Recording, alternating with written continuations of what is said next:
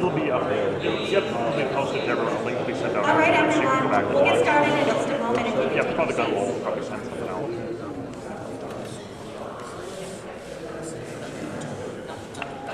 We'll get started in just a moment, so please take your seat and we'll get started.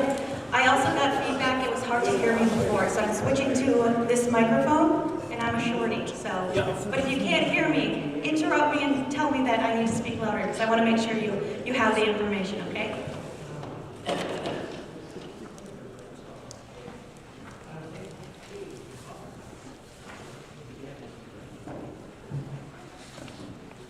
All right, now we're going to move on and we're talking about prevention. We'll talk about prevention for the next couple of minutes.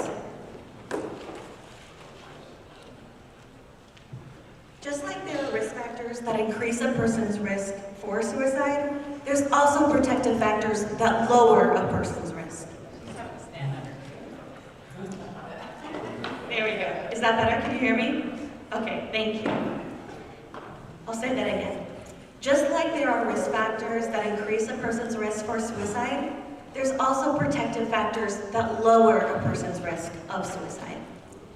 If we are proactive about our mental health and make an effort to get healthier, we can protect ourselves. We'll talk more about that in just a moment. How's the sound? Can you guys hear me? Okay, good, good. Feeling connected to family and community support can be a huge protective factor and can protect against suicide. When someone is struggling with depression, anxiety, psychosis, or substance abuse, these protective factors that would normally be really strong can erode and temporarily weaken over time. When this happens, having a strong support system, having our friends and family there to remind us of our strengths, to remind us that we are loved, can be a huge protective factor. Problem-solving skills also help. Life can get really tough at times, but being able to see a way through the problems can be a huge protective factor. There's also cultural and religious beliefs that encourage connecting and help-seeking, discourage suicidal behavior, and create a strong sense of purpose can be a huge protective factor. Because mental health care is so important to preventing suicide, we're going to focus on this topic for the next few minutes. Getting effective treatment for mental health conditions like depression or anxiety can prevent suicide.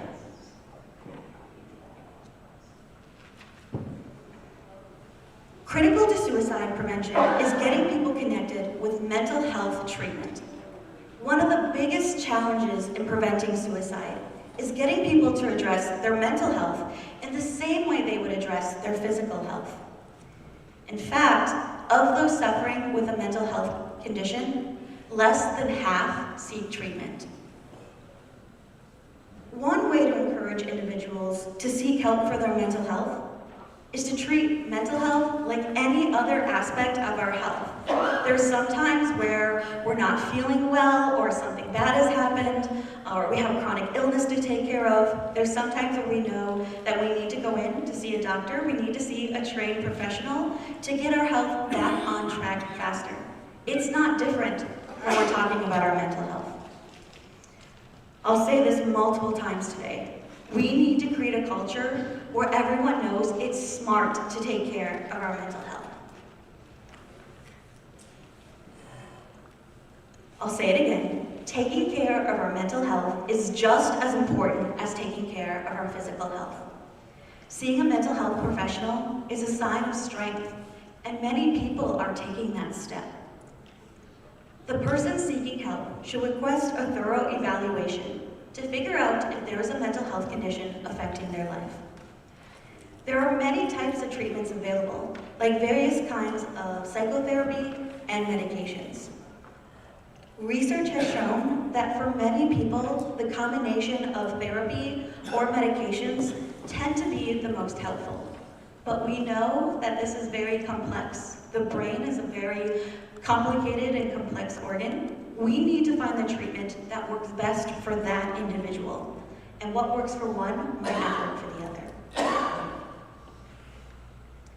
The good news is that with our advocacy efforts are improving access to mental health services, so more and more people can get the resources and tools that they need. The law now requires insurance plans to cover mental health services on par with physical health services.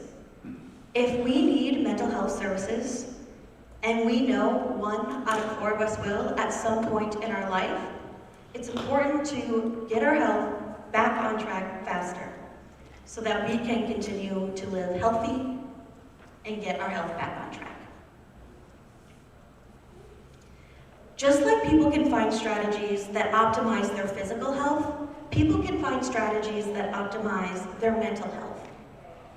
In addition, of course, this is in addition to professional mental health care that we already talked about before, examples of psychotherapy and medications, but there's also self-care strategies that we can practice. These are good sleep habits, exercise, nutrition, and stress management. These can play a critical role in protecting our mental health and promoting resilience. Prevention efforts also include support for those touched by suicide. The loss of one person to suicide profoundly impacts many inside the community. It's important that loss survivors have the support they need, both to heal and connect, but also to reduce their own suicide risk. And since those with lived experience, those who have struggled or who have attempted suicide or have experienced suicidal thinking, they're at an increased risk. So we need to make sure that they have the help and support they need as well.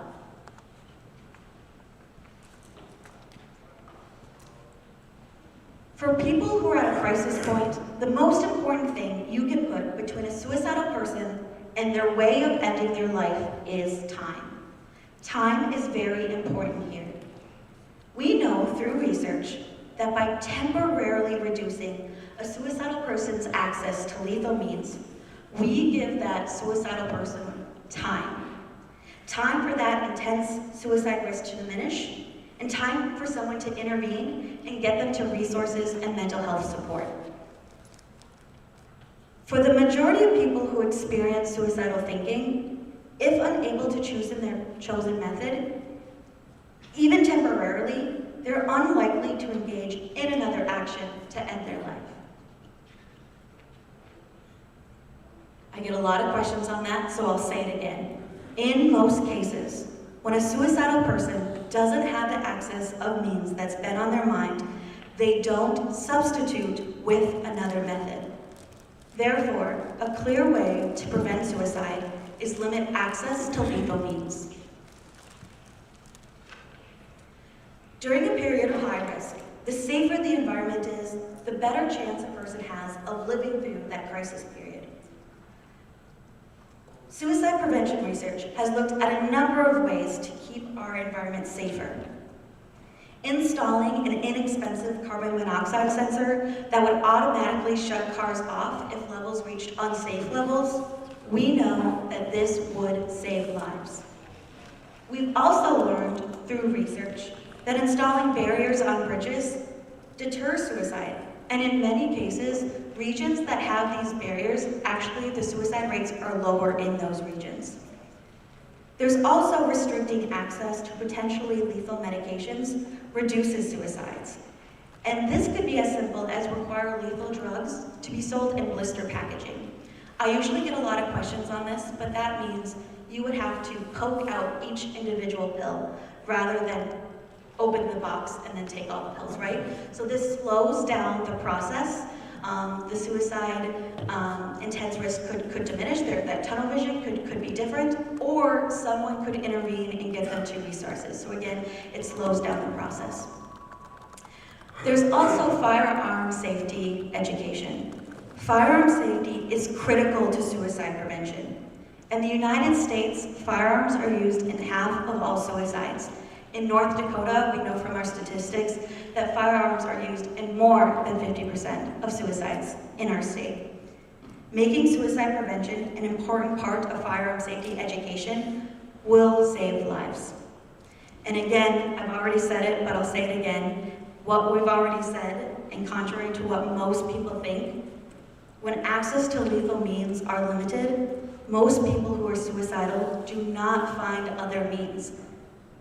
Therefore, the suicide death does not occur at that moment, allowing more time for that person in crisis to get connected to the help and support that they need. Could I ask a question? Yes. And we will have a Q&A at the end, but we can definitely take this. Back up to the previous slide. Here's my question, probably out of ignorance, obviously, is you say if they don't have access to legal means, or you can delay that, suicide is really tempting. In my mind, I would think there's unlimited means. You know, if there's one thing, if they don't have a gun in the house, there could be a dozen other means that they could take if they wanted to end their life. But you seem to be saying that won't. Can we help Yes, understand that's a that? great question, and I'm sure everyone else is asking the same question too, so thank you for speaking up. We know through research, and again, everything that we do at AFSP is backed by research, so we know this. If one person, in most cases, if one person who is suicidal has one means that's been on their mind, we know through research they don't find other methods. So if this person was thinking they were going to die by suicide by using pills, if the blister packaging was used, for example, that someone could intervene, get them to support, get them to resources. And so the next time, again, through research, we know we would make sure the medicine cabinet is safe. We, kind of change our medications that way. So I know the first time you're hearing it, the first time I heard it, I said, well, that doesn't make any sense. But that is why research is important. And we also are having those conversations with someone who is struggling, because if they're talking about that, that's important that we know, so we can create a safety plan and keep them safe. So that's a great question, and I'll say it again. If a means that has been on their mind and they don't have access to that means, in most cases, they don't substitute with another method. So thank you for asking that question. That's a great question. Thank you. Now Barb will take it away, and she'll talk more about what we can do to prevent suicide in our communities and how we can have strong conversations.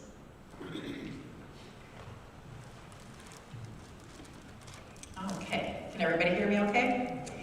Okay, so now that we've reviewed key suicide prevention efforts, we're going to talk about what we all can do to prevent suicide. Have a conversation. It's important to have that caring, supportive conversation with someone that you might be worried about. And it allows them to share what they are experiencing, and a conversation is a way to show that you care and allows you to gain more information about their distress. So, I want to start with, there's lots of Bible references about hopelessness and despair, even about suicide in the Bible. And I would love to do a Bible study with you, but in interest of time, we are not going to do that. But I want you to talk amongst yourselves for just like a minute, and then we're going to kind of find out what you talked about. But talk about why it is so hard to talk about suicide. We hope that after today it gets a little bit easier, but talk with someone if you need to turn around or just at your table. Why is it so hard to talk about suicide? We'll give you a minute.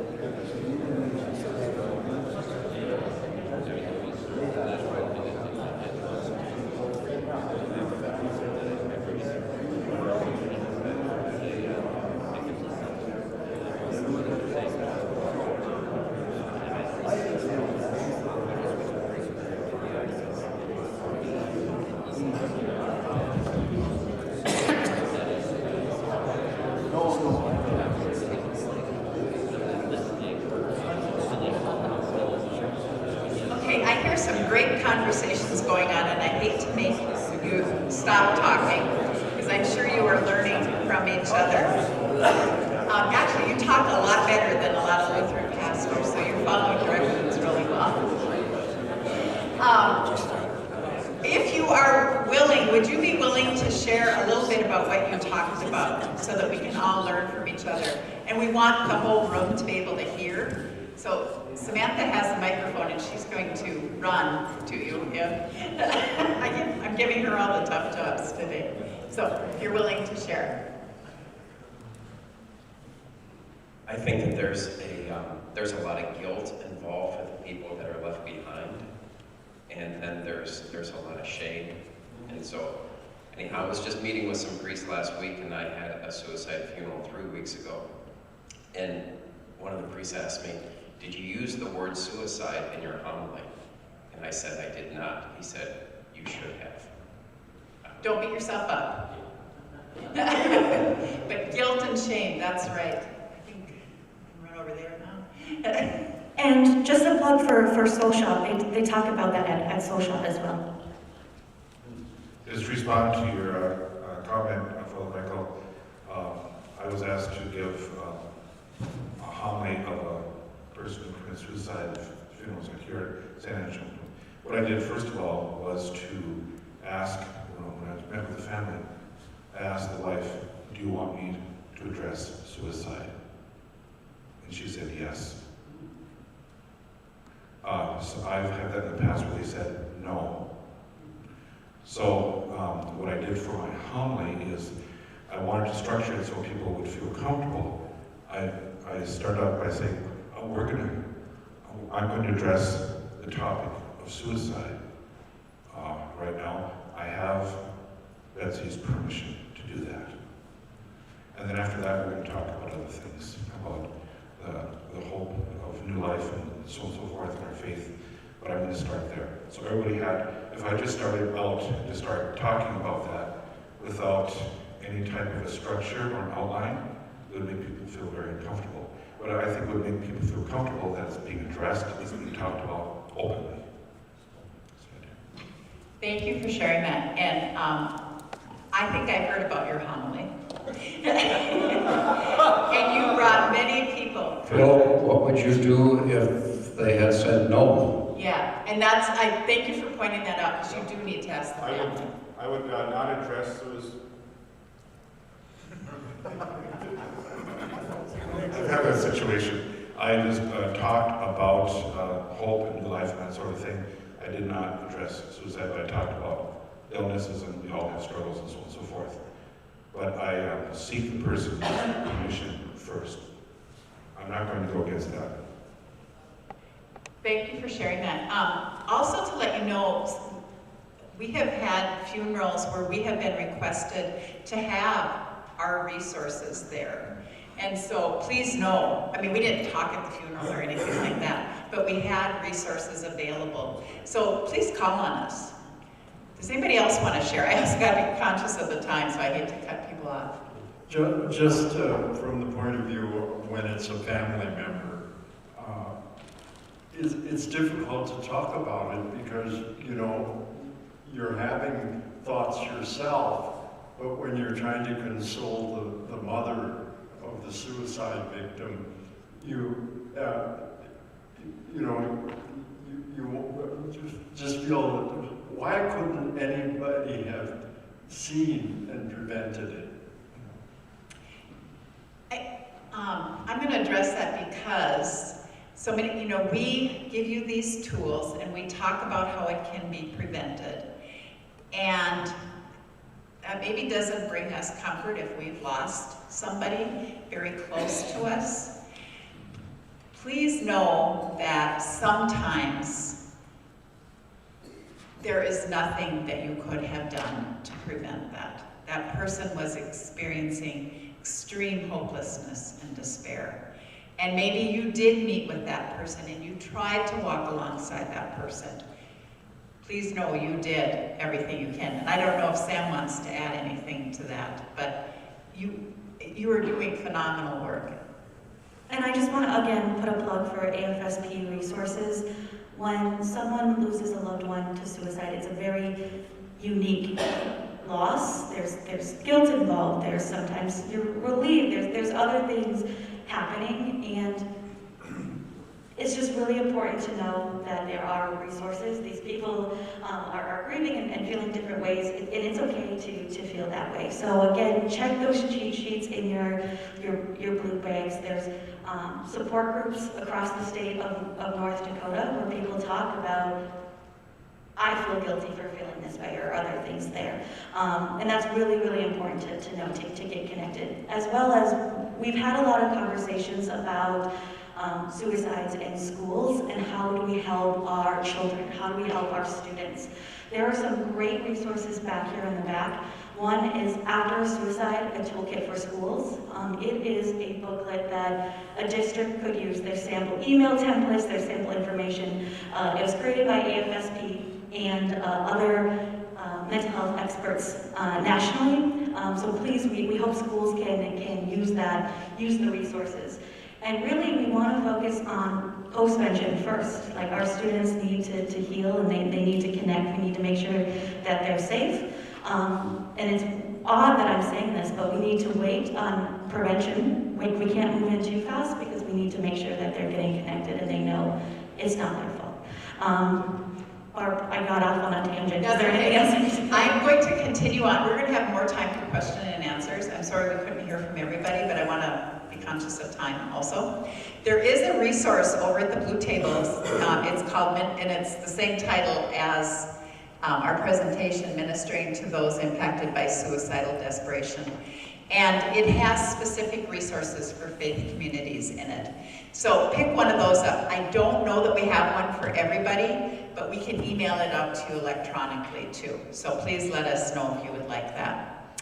Okay, we are going to move on, and we are going to talk about suicide warning signs. We've talked about risk factors, and those are things that can endure over a period of time.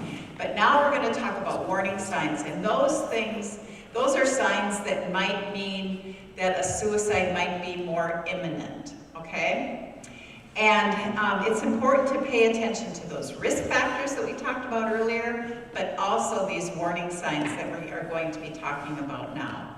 So if you see these warning signs, reach out to the individuals in your life that you're concerned about, and reach out to others if you're struggling.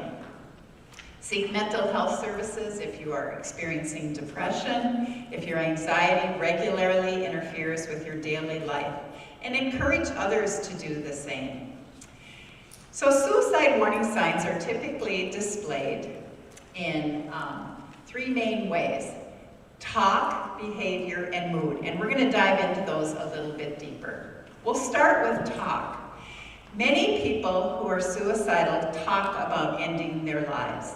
They may say it directly or indirectly, or they may joke about it. But it's so important that every time we take it seriously. Some people may say they have no reason to live. Others say things that let you know they are feeling trapped or feeling like they're a burden to others.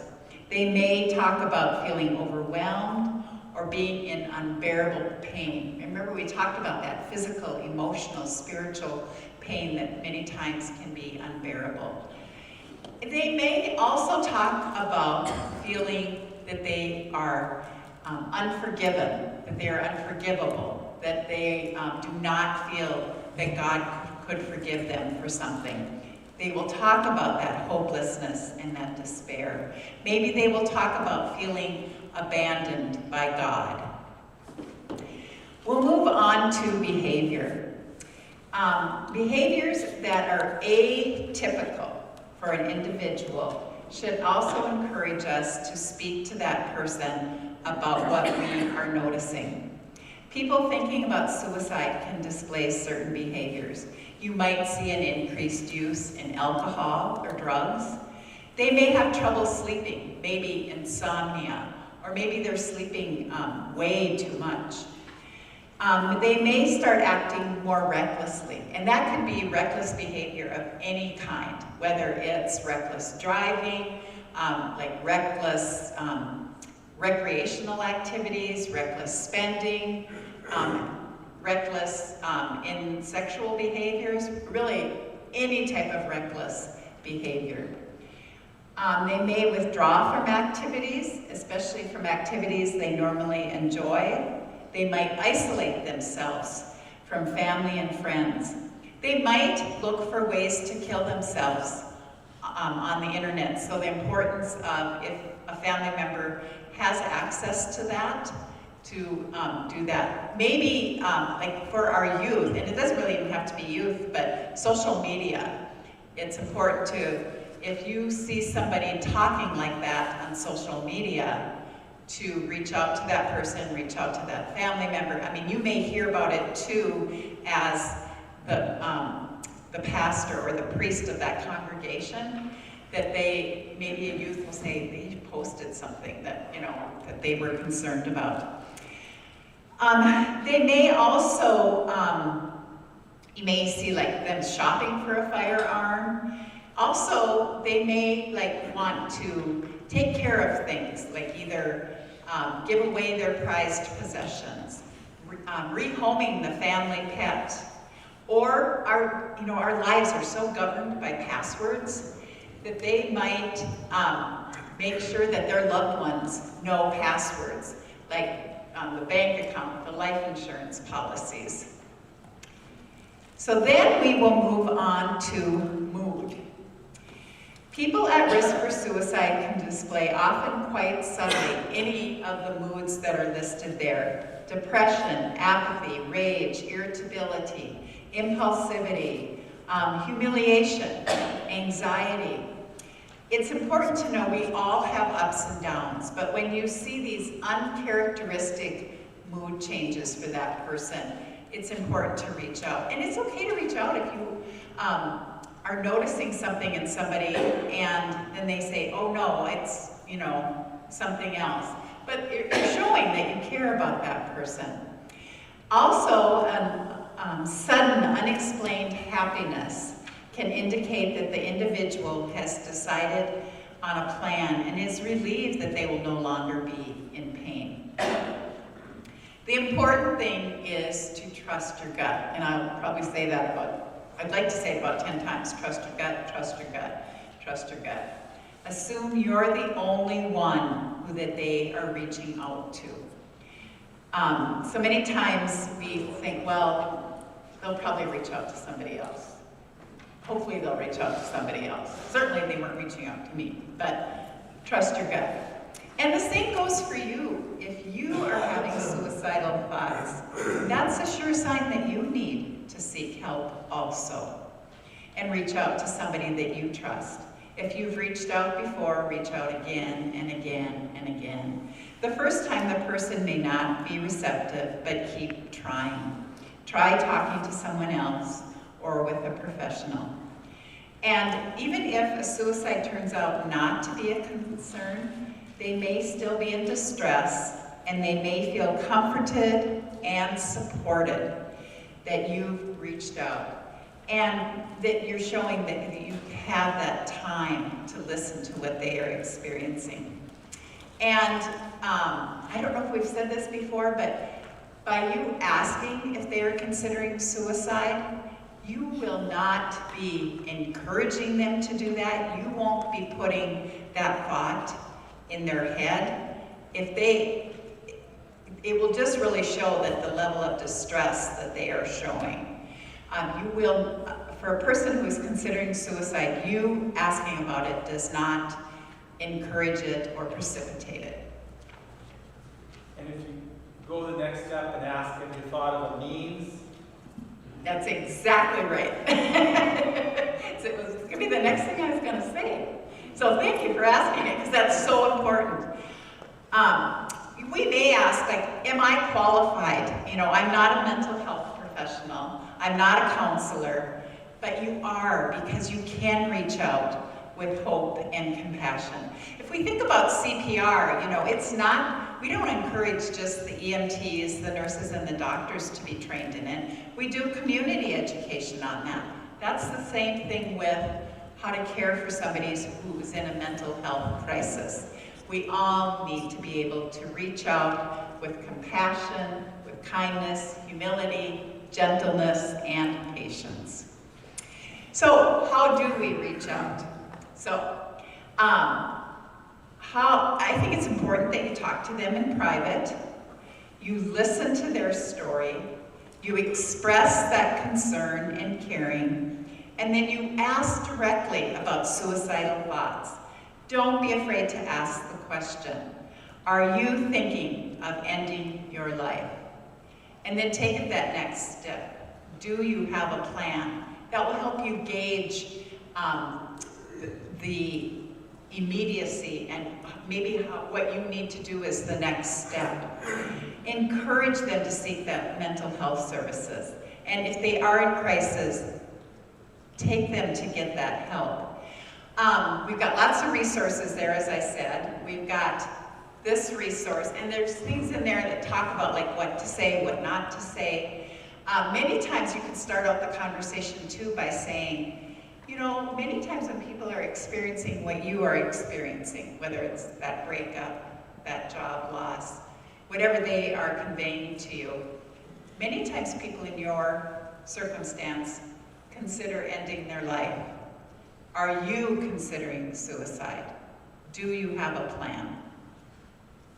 I remember as a faith community nurse, as a parish nurse, the first person that I worked with where I had to ask that question.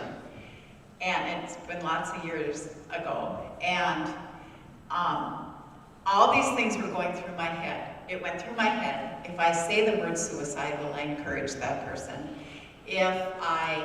How do I ask that question? And the whole time she was talking about her hopelessness, her despair.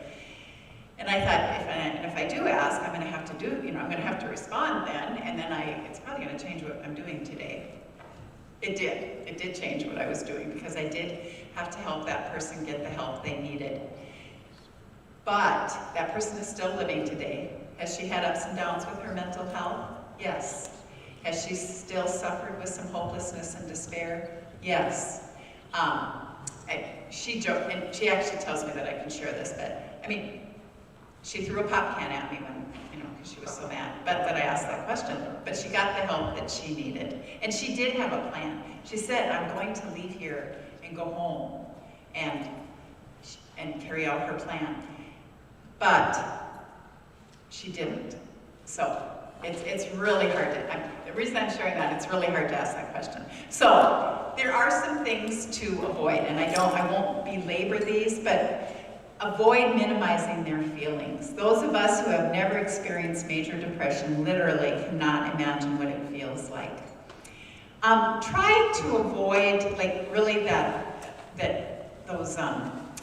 that life is worth living. If we think about, when someone's experiencing a heart attack, it's not a time that we say, okay, now you need to lower your cholesterol, you need to exercise more. No, you get them the help they need, right? And that's what I'm trying to say here. Avoid that advice to fix it. Listen with that love, that compassion. Show them that grace and that mercy. We need to be Jesus' hands and feet. So, if you think they might make an attempt soon, stay with them. Do not leave them alone. It's okay to call 911 if you think you need to. If the situation is unsafe for you, keep yourself safe. You can leave. Call 911, get them the help that they need. Help them remove that lethal means if it's safe for you to do that. And then get them to a safe area and help them get to health services or an emergency room. With our next slide, we have the Suicide Prevention Lifeline. And we gave you the Lifesaver card. I encourage you to put this number in your phone right now. Because if you're all of a sudden with somebody and God, there's this lifeline we could call, but I can't remember the number. You have it on your phone, that's great. Or you can take a picture of this slide. Or you can use the text line. And this is answered locally here, and then they will help you with the resources. The the Suicide Prevention Lifeline, they know the resources in the area that that person is. So they will help them get the help that they need. And they will also, I mean, you can dial that number for the person with their permission, but you can help them make that call. And then they will help you work through the steps of what that person needs. First time I heard about the text line, I thought, who's going to text if they're in despair? Our young people are going to text, so that text line is important. We will have a change to this in July, and you've probably heard about it, but in July of 2022, we will have a number like 911, but it'll be 988. And that's through the efforts, the advocacy efforts of AFSP and other organizations. So if you are approached about that and do you support it, we hope that you will say yes. So again, as a reminder, it's always okay to call 911 if there is an attempt in progress or if you need that help. Yes? What are those last four numbers at the top? What are those numbers? 8255. Pardon? 8255. Thank you for asking that. That's on my slide to say that. 8255. That's important. I have trouble with that too.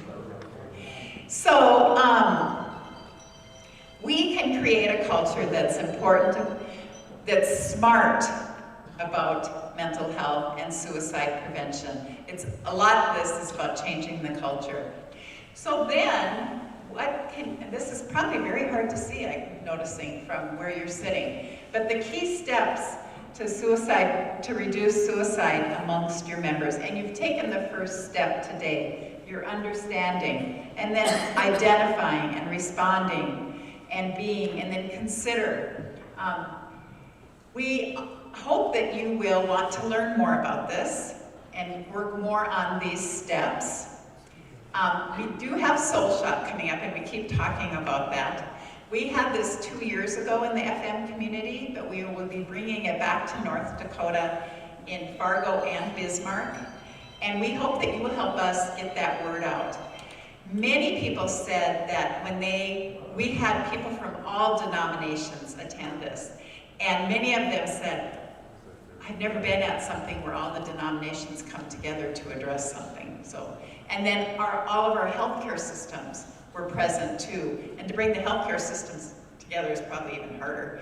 But so please help us get the word out about that. Encourage, your youth directors to attend, your parish nurses, anybody from your congregation. And then it's just a simple idea, but if you take this from today, talk saves lives. And we would like you to fill out a feedback form. I'm kind of skipping around here because I'm conscious of time, but we will email this out to you, but you can also just go to afsp.org/TSL participant. Your feedback is really important, and if there's something that we didn't cover that you think should be covered, put that on your evaluation, because we have modified this presentation because of what we have learned from our participants. And then we do have a social media presence, afsp.org, and of course we're on Instagram and everything. So please take advantage of any resources that we can help you with. I kind of rushed through that end, but we have a film we want to show you too. Do you have any questions right off the bat? Yes? Quick question on depression medication. Treatment of depression includes medication which, unless I read it wrongly, has a side effect of suicidal ideation. It's kind of a double jeopardy. It can be if it's not, if you're not watching for those signs. Thank you for bringing that up. It's important, medication, it needs to be used correctly. It's not a one-size-fits-all. If you don't feel like you're responding to medication, the importance of talking to your healthcare provider and relaying what you're feeling. And if you don't like the medication, there are other medications too. We've got to have that open conversation about it. And if one medication doesn't work, there might be another one that might work. So keep trying, keep trying, keep trying. Concern, especially among the young, about copy suicides. I also talked to a funeral director once about this, and he was concerned about when the person is prepared and they look too good, that encourages suicide. Oh, The funeral director was concerned about that. yeah. And so I imagine those steps we take about copy suicides and to prevent that. Contagion, we know through research, is a very real thing, specifically in our younger students or our younger demographics. That's why postvention is so important, making sure they get connected to the resources that they need, they get connected to hope and other healings too, because contagion, or also sometimes in the media called copycats, that's a very real thing, and that's why we're here educating. We also educate media leaders to make sure that we're talking, reporting about suicide safely and accurately. Is there any in-house treatment facilities for adults in North Dakota? Yes, there is. You're asking, is there treatment facilities for adults in-house? Right. Yes. We have Prairie St. John's here in the Fargo area. And they are one of our partners, like with Soul Shop and such. And they are very good, in my experience, with helping, like in the evaluation process, what does this person need to keep them safe? Is it inpatient treatment? Is it outpatient treatment? So, also in the Bismarck area, I might get it wrong, it's Hartview. Yes. And then many of our other healthcare facilities they have limited beds, but they do have beds for mental health care. Does insurance cover that treatment? There has been a lot of work in that. In the past, no, but the law now requires that insurance policies cover mental health care the same as physical health care. There's been a lot of work done, and the law requires that. I think there's still a lot more work that we can do. And there's a lot of advocacy efforts that are going on. The people that work in advocacy with AFSP, I really admire, because I think they have a harder job than me than prevention education. But yes, we need to do a lot more work in that area, though. And the VA hospital in Fargo also has a lot. Yes, thank you. Yes, our VA does a phenomenal job in addressing mental health in veterans.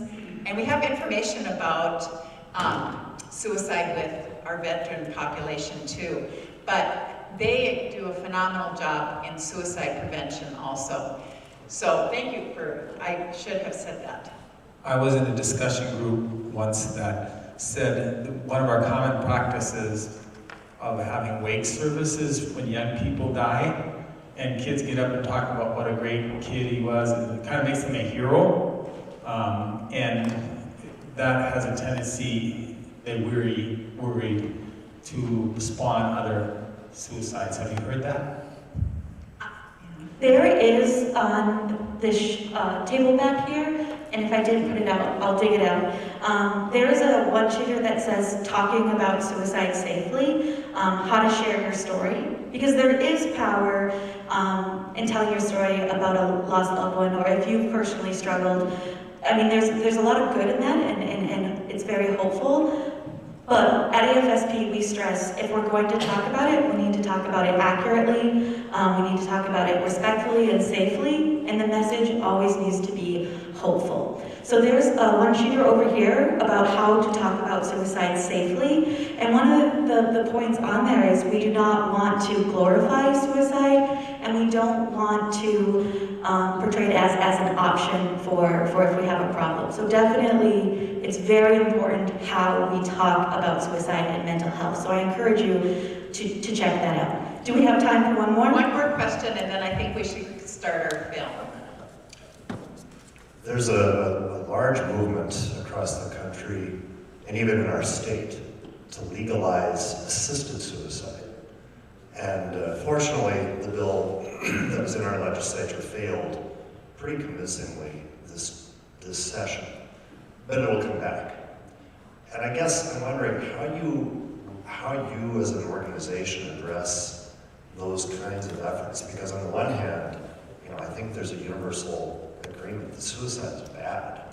It's not something that anybody wants, and yet assisted suicide is couched in terms like compassion and choices and dignity and all the rest. And I think from our perspective, those would all be euphemisms, and yet that's a very, very convincing argument for many people.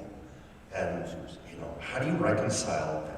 How can we reconcile for the people that we serve the inherent contradiction that exists in that movement for assisted suicide legally? Does that make sense? Yeah, I appreciate your question. Do you want to add something, Sedmon? Definitely, and I know this is a very good question, a very full question that we only have a few seconds for, but I want to note, again, there's a lot of resources that AFSP provides for people struggling, as well as different resources. But what we talked about in our film today, that when we're talking about the senior citizen demographic, depression is not a normal sign of getting older. If we're seeing these signs in our older adults, we need to get them the help and support that they need. And that's a very complex question, but there's a lot of other resources as well. And I do think we do have that challenge as people of faith, that how do we help a person who maybe is terminal and experiencing horrible life-changing illness, but how do we give them that hope and the gift of eternal life? And so I appreciate that you asked that question, and it does make us struggle. It really makes us struggle, and that many times those words such as compassion are used with it. And I think, as a person of faith, I don't think that is the answer. But, and we don't really address it with AFSP because it is different. It's a different type of, but we need to address it as a nation too. So we are going to show a film called Journey. It's part of our, Sam does a better job of introducing this than I do. Can you do it from there? Can you hear me? Yeah. Okay, we are going to show the Journey film. This is actually one of the films that we share at Survivor Day. Just as a reminder, Survivor Day is always the Saturday before Thanksgiving.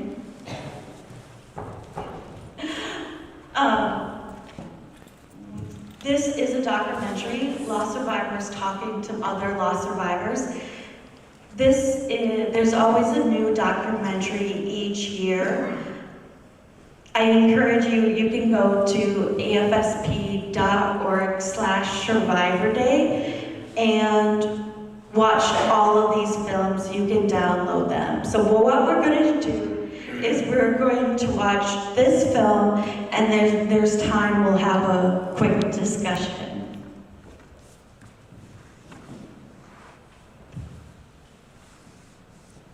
Which day is it before Thanksgiving? Saturday. Saturday before? One of the main ways that I've coped with it was doing the things that he loved to do. He loved to be out in the water in the sun. This place is pretty special. You only ever see like 5 boats on the water, beautiful sun. There's no other water like this place. We grew up coming here, spent countless hours on the water, pretty much on this boat only. Just great memories here. Our father passed with suicide. I was 12 years old and Dylan was 10. Grief is something that happens very naturally and spontaneously for all of us when there's a loss of any kind. happens when that grief is processed in a way that the person is able to work through it. And so there is an element of control that we all can have. Healing is a process and a journey.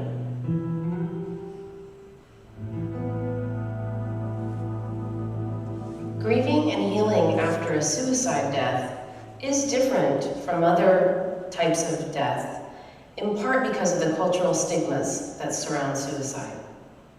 You weren't supposed to talk about it. You just weren't supposed to. I mean, my mother and I didn't even want to talk about it.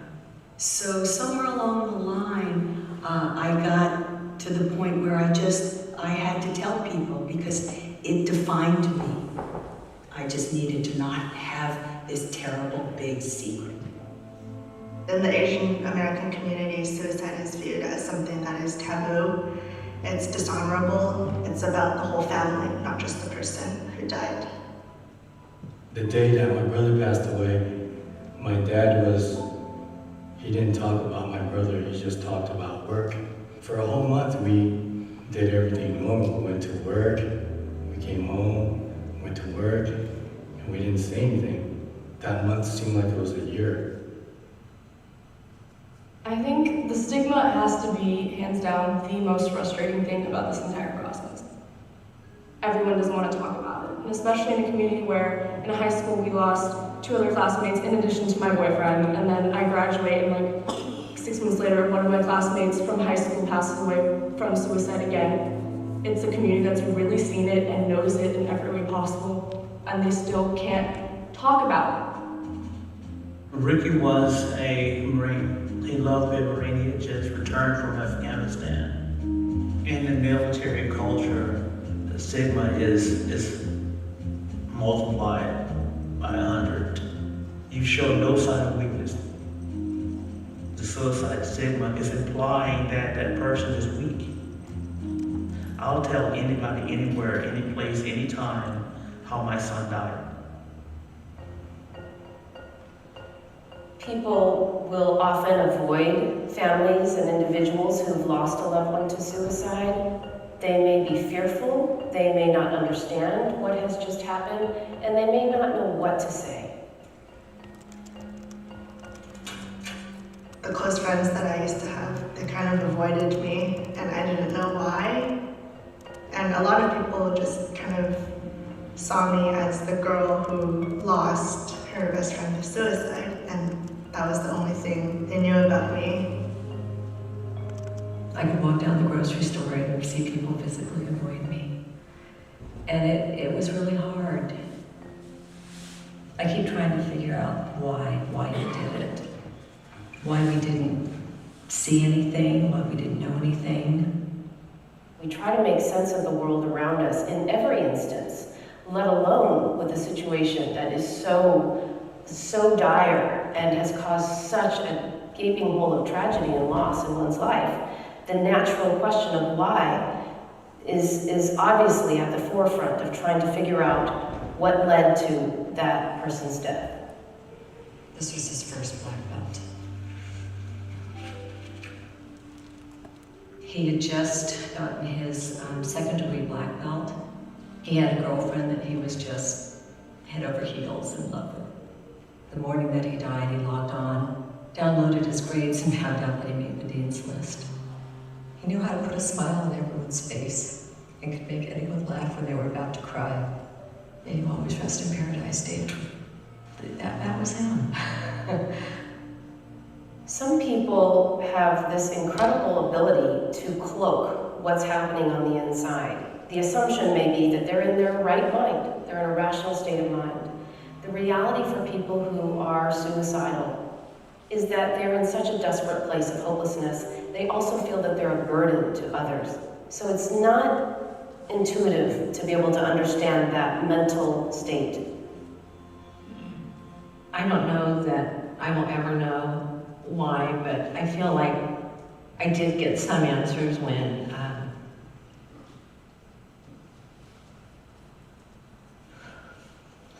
I found his journal. I had no idea how much pain he was in. It's not that she didn't want to be with me, she just didn't want to be. Even in situations where they know that their loved one is suffering and even thinking of suicide, there is still an element of such shock. My dad was an alcoholic for 41 years, and he even tried to overdose several months before he died by suicide. Even then, I didn't know he could actually do it. I never believed it could happen.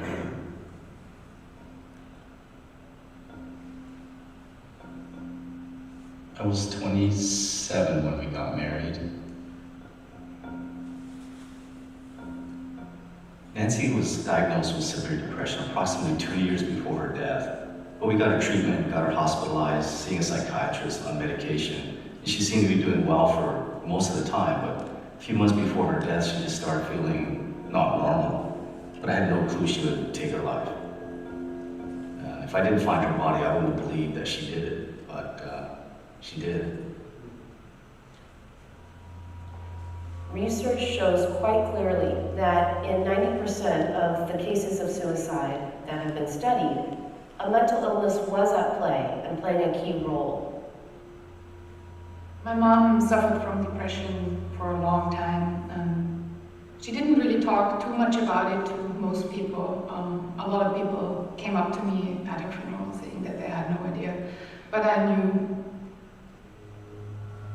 Dustin had been suffering with depression for a couple of years, and when he was diagnosed, the doctor gave him medicine. I just thought that, the pill made everything better, and it didn't. Suicide comes from a disease. Cancer is a disease, and people sometimes pass away from cancer. Sometimes people pass away from a mental disease through suicide.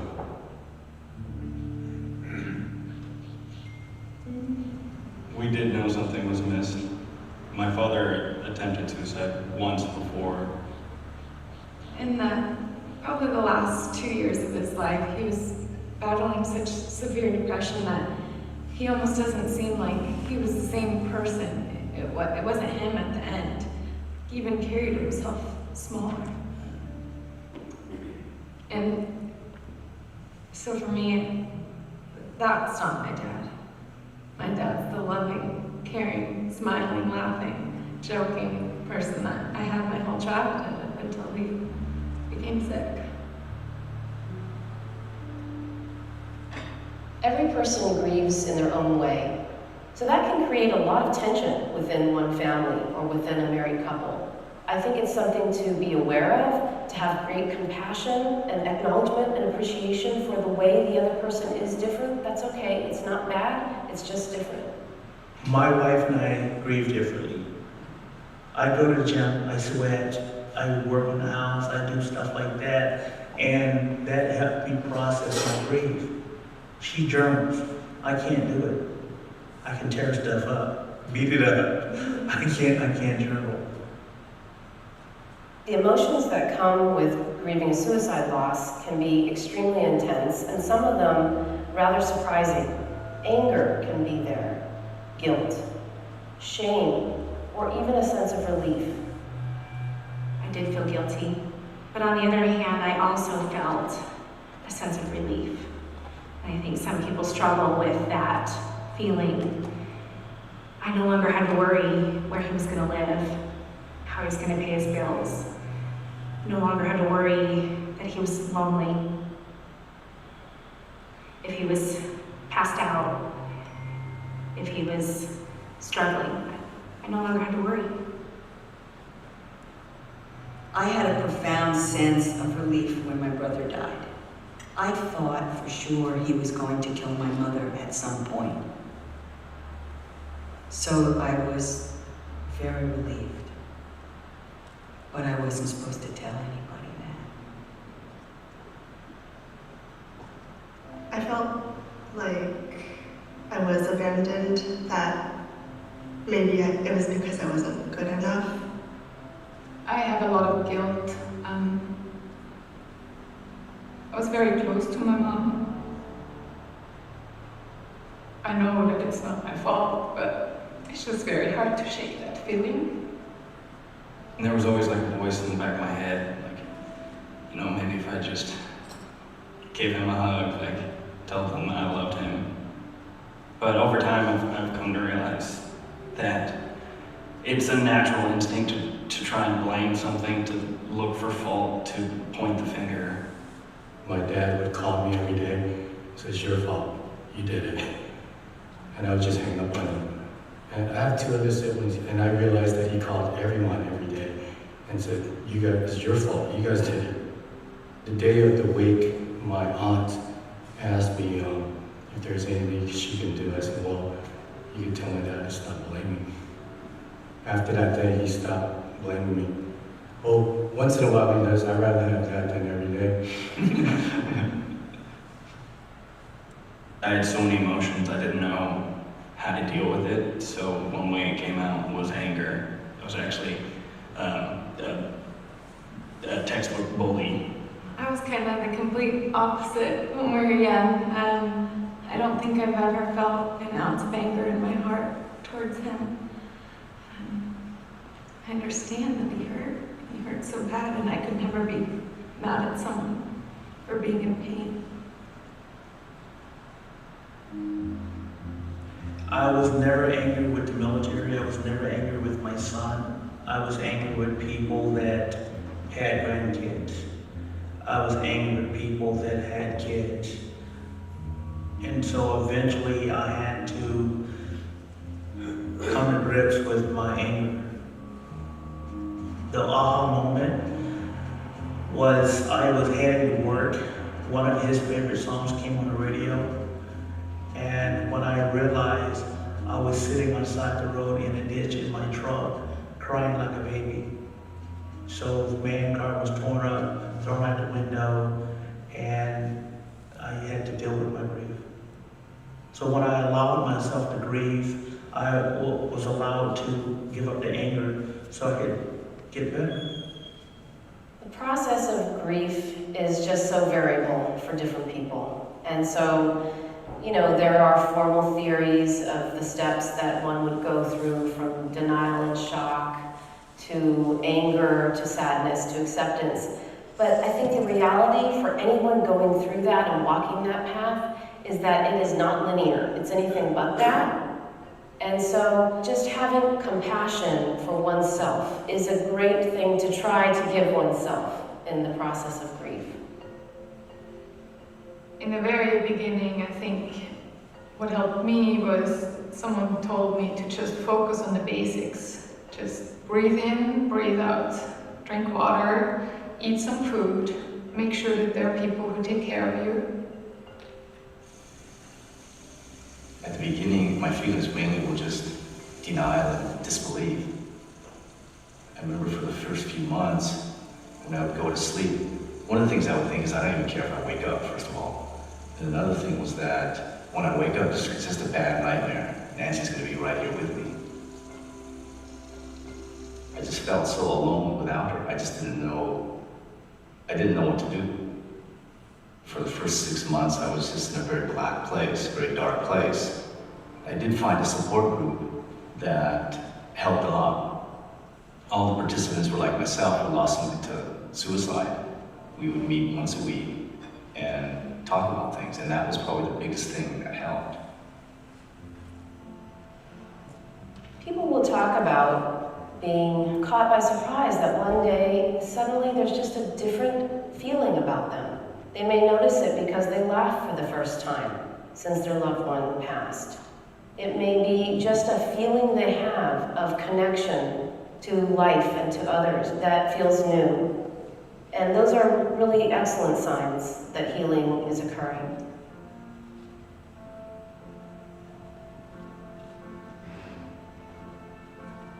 The light came back. For me, it's going to dance class. I'm feeling happy again. I can enjoy the music and the movement, and there were times where I could laugh and times where I felt joy. There were really little pockets, just an hour or something. But because of that, it just gave me hope that I can still feel that. And now I just trust those phases get longer, and I have a week where I'm fine, and when I'm really low and really sad, I trust that this good part will come back. And it always does. Sometimes people will find that they get stuck in their healing process because they're using counterproductive approaches that really serve more as a distraction or a way to numb. Alcohol, drugs. Other people may tend to just busy their schedules so tremendously that they don't have a single moment to think or self-reflect, and that's part of processing, actually. I lost my mother. I was 10 years old and she was 30. Our family, we just didn't talk about it. I mean, it was buried. I would not allow myself to think about her death. I always had the TV on, the radio on. There was some kind of noise. And so I ended up going to therapy. And the therapist said, okay, so you've got this anger, which had gone on for a few sessions. What are you going to do with that? And I realized she was right. I didn't want to be angry at my mom. I needed to get rid of that. And so I told my husband, I said, I want to go to Mom's Grave. I wrote a final letter to my mom, and I forgave her.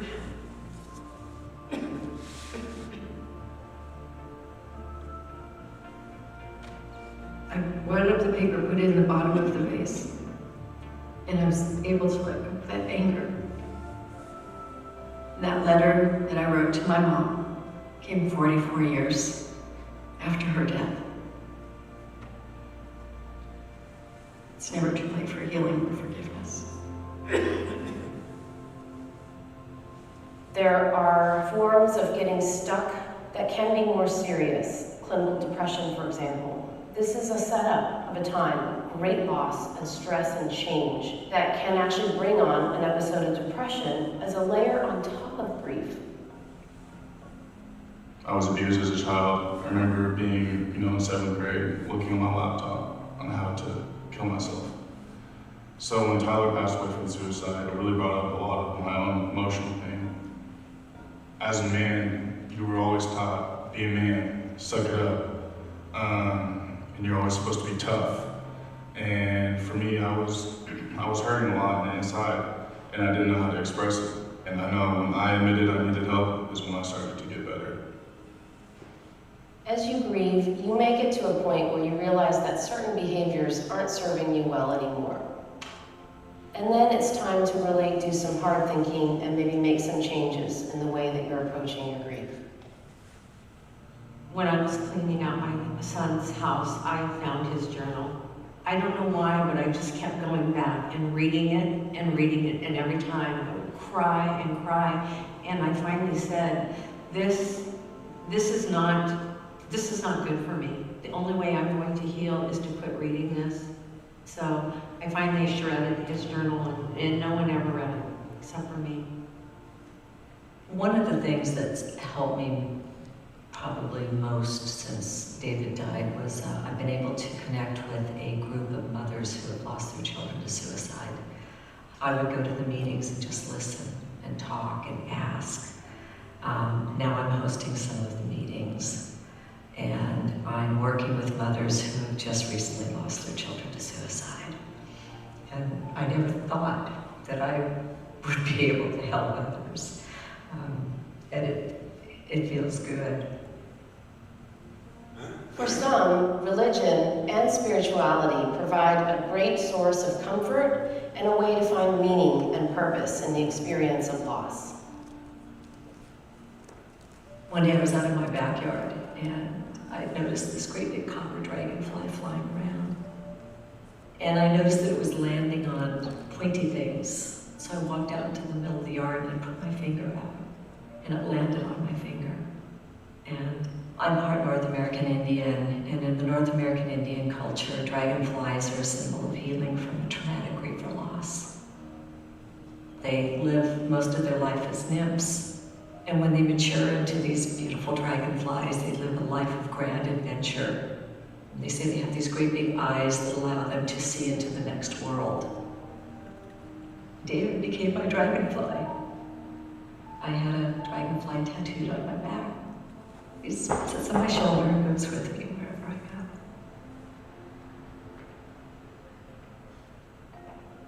I don't want Nancy's death to define her. She was kind, she was loving, she was funny.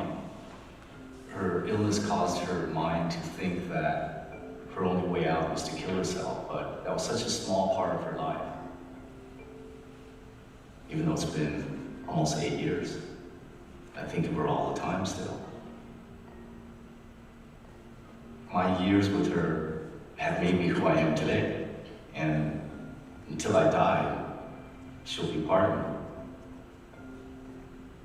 The healing journey can include self-discovery, growth, positive impact on others, and in all of these ways, your own healing can represent great honor for your loved one who's died.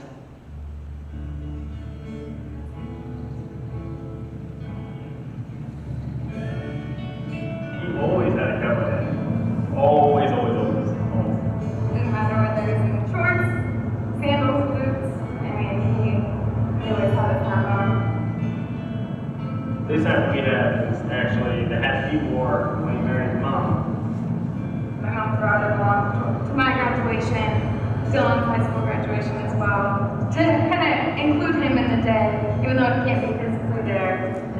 It's our way of having him.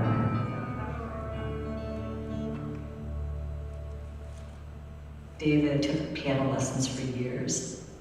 And when he died, the first year I kept walking past that piano and all I could remember was the beautiful music that came out of it and how much fun he had with it. So I started taking piano lessons. I've been taking them for a little over a year now. It's been a way to connect with him. It makes me happy. It brings back great memories.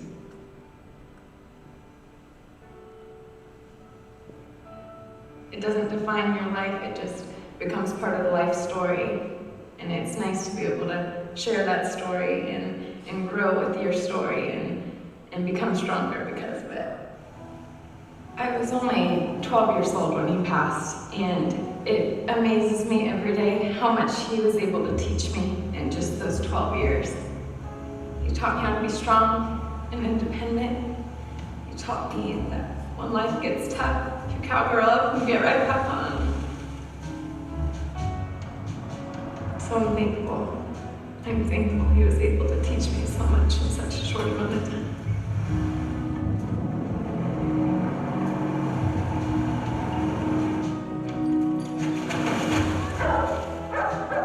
When it's tough, you just take it day by day and try and enjoy the good moments when you realize it, and it almost makes them that much better.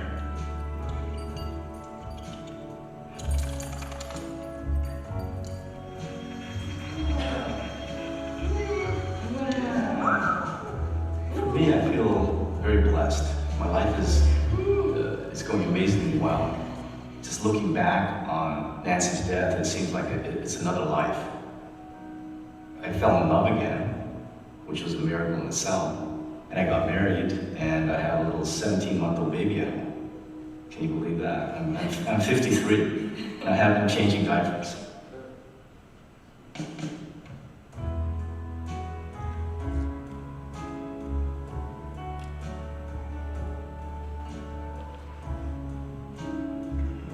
The more you go through it, the more you understand that you can get through it.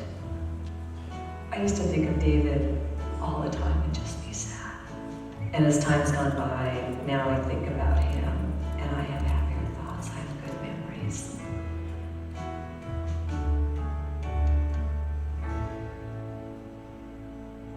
Continued healing to us all.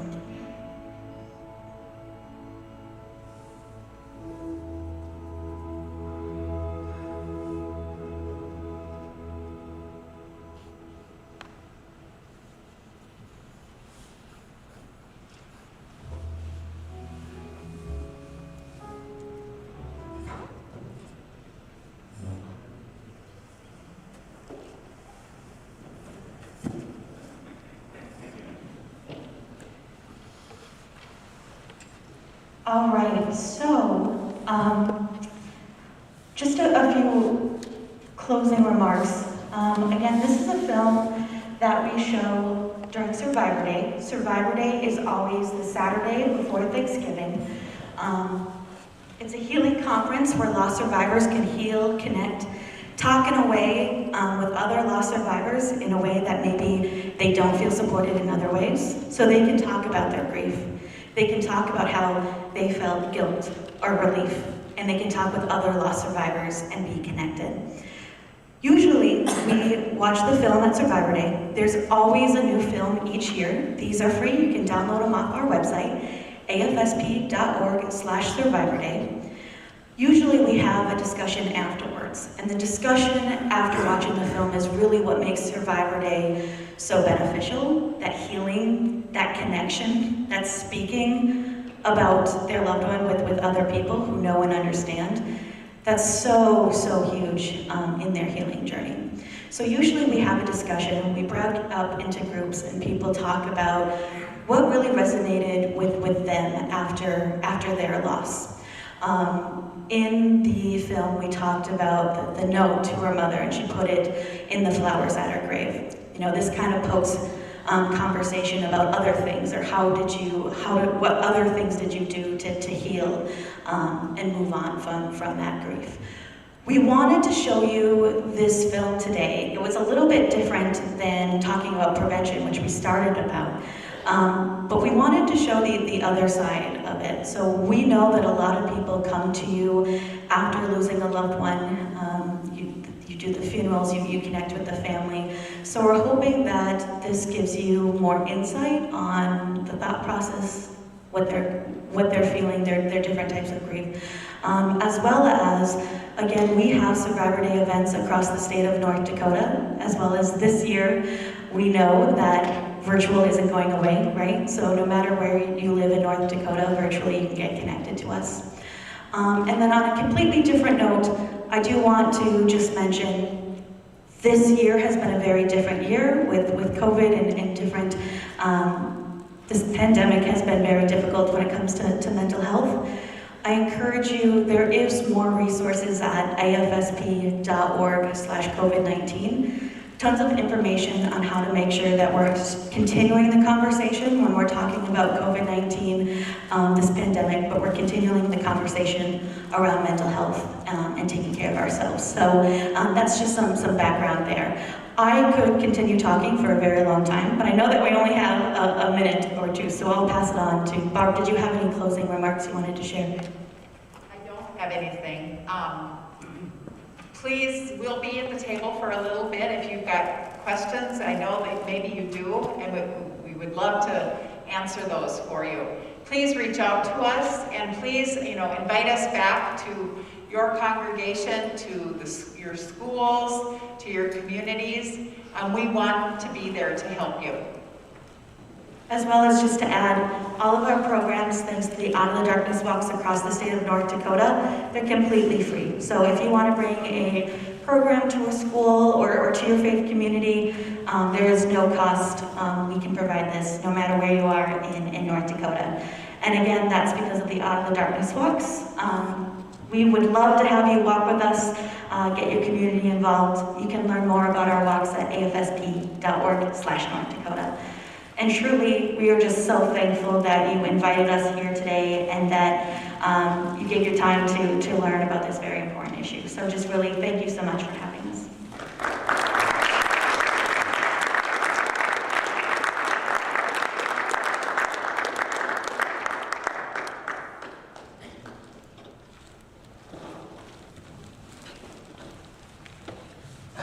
As they mentioned, they'll be at the table. We'll be doing our midday prayer first before we eat lunch, but definitely stop over with the additional resources they have. Will the table be left up, or will you be taking it down when you leave? We'll leave it up and come back. Okay, so the table will be left up here through the afternoon here, the after lunch session. So I'm not sure who's leading midday prayer. Oh, okay.